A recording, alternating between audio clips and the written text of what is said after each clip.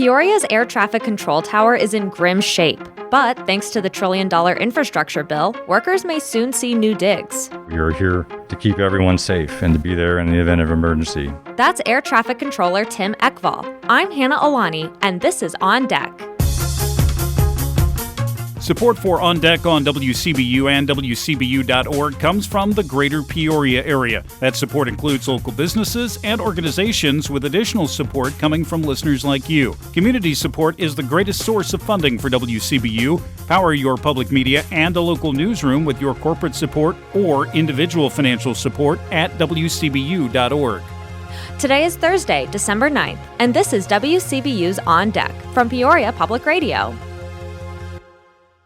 In an effort to reduce lines and wait times, the Peoria driver's license facilities will now require appointments for most services. Olivia Streeter reports. Spokesperson for the Illinois Secretary of State, Henry Haupt, says that the initiation of the appointments program was initially brought on by the large customer volumes during the pandemic. The purpose of appointments is to address the heavy customer volume that we've been seeing because of the COVID-19 pandemic, and it helps virtually eliminate lines at facilities. We are requiring appointments for behind-the-wheel road tests, real IDs, standard driver's licenses, and ID cards.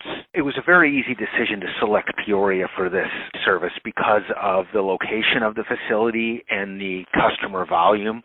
It's one of our larger central Illinois facilities. Haupt says in addition to the appointment program, the Secretary of State office is expanding its online service options.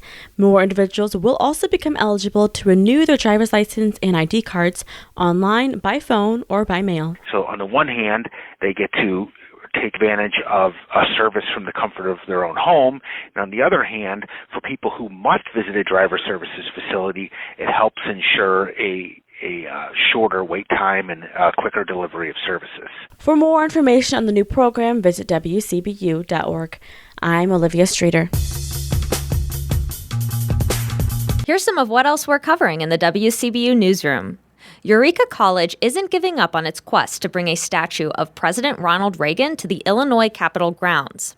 And the U.S. Department of Justice reached a settlement with the Dunlap School District to provide a fully accessible playground for children with disabilities at Banner Elementary School. Find more on these stories and others at WCBU.org. Built in 1959, the air traffic control tower at the Peoria International Airport is in grim shape. But thanks to the recently enacted $1.2 trillion federal infrastructure bill, the airport is now applicable for a grant to tear down and rebuild the tower. U.S. Representative Sherry Bustos toured the tower on Monday and shared her observations with reporters. I interviewed longtime air traffic controller and local union president Tim Ekval about what a new tower would mean to him. I've been at Peoria for 4 years now, but an air traffic controller for 15. And this is by far, of my three facilities, the one that desperately needs the help and improvement. From the first time I walked in the door, I remember the buzz of, is a new tower coming? Can we do this? And there just seemed to be no hope. But the moment that we have heard about this bill and the language and that getting passed and the support from our airport and Representative Bustos and other senators, I'm ecstatic. I really did not think by the time 9 years rolls around when I'm eligible to retire that I would see a new tower here at all. But I believe this is our absolute best chance. I expect very few of our listeners know exactly what an air traffic controller does. What is your job? What exactly do you do? So let's start from the ground up. Let's say that you get on your flight board your flight to Florida and you're ready to go. From the moment you start your taxi, an air traffic controller is there guiding the way for you. So we have a ground control position in our tower, which controls aircraft moving to and from runways, as well as vehicles, mowers, snow blowers, loaders, all of the airport personnel and equipment that maintain the runways during adverse weather conditions. So we would taxi you out. We issue your route clearance and advise you on weather locally here, as well as any impacts on the way. Take you to our next position, which is called local control. No one can land or take off or have access near the runway without the permission of the local controller. Once you would take off here, let's say on Allegiant, for example, you take off from the local controller, they clear you for takeoff, we hand you off to our departure controller who starts you on their way, separating you out of our airspace up to 10,000 feet, then you go on to an air traffic control en route center. And they'll climb you all the way up to where you see all of them flying through the sky with the contrails behind them, bring you back down and go through the ranks again. We also at Peoria provide radar service to surrounding airports without control towers, such as Canton and Pekin and Mount Holly, as well as our military like the C-130s. We'll talk to our radar controllers who guide them in and out and sequence them, mixing Cessnas in with big jets and C-130s. And we have other military operations that come in here, KC-135s, big jet tankers, and even an occasional fighter jet will come in. Tell me more about the situations in which you have to send a crew out in a minivan to traverse the taxiways because you just can't do what you need to do from this current tower. If our fire alarm system goes off and we have to evacuate the building, number one, the approach control airspace that we work, we provide radar service and guide airplanes in and out of here, as well as Bloomington Airport, ground to 10,000 feet. We're not able to do that remotely, only inside the building. So that gets delegated to a facility above us, Chicago Air Route Traffic Control Center. We would then take a portable radio with us to be able to communicate with aircraft that are close by inbound to land or ready to take off. And at that point, we would have to take a vehicle onto a vantage point at the airport just to have the best view that we could while a situation would be resolved in the tower, making sure it's safe to resume operation. Tell me a little bit about what it's like to go to work every day. Congresswoman Bustos mentioned that she had to turn sideways to get into the bathroom.